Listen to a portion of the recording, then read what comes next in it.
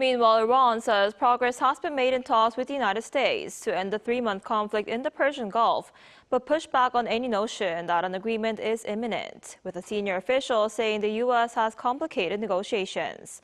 Our Seung-jae has more. Iran says progress has been made in talks with the United States aimed at ending the 3-month conflict in the Persian Gulf, but cautioned that a final agreement is not yet close. Speaking at a weekly briefing on Monday, Iranian Foreign Ministry spokesperson Esmaeil Baghaei said negotiators had reached conclusions on many issues, but stressed that this did not mean a deal was imminent.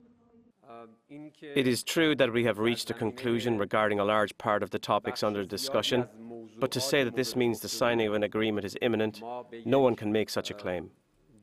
He added that current discussions are focused primarily on ending the war and lifting the U.S. naval blockade around the Strait of Hormuz, rather than on Iran's nuclear program.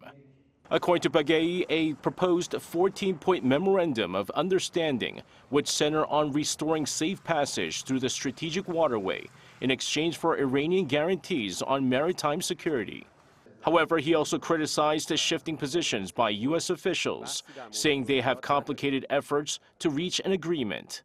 On Monday, U.S. Secretary of State Marukorubió said Washington would continue to give diplomacy every opportunity before considering what he called alternatives. His comments followed President Donald Trump's announcement that he had instructed American negotiators not to rush into a deal with Tehran.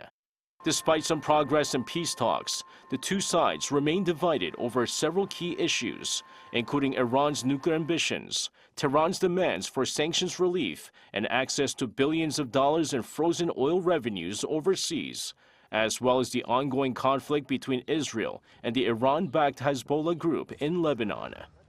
Seung-jae, ArirangNews.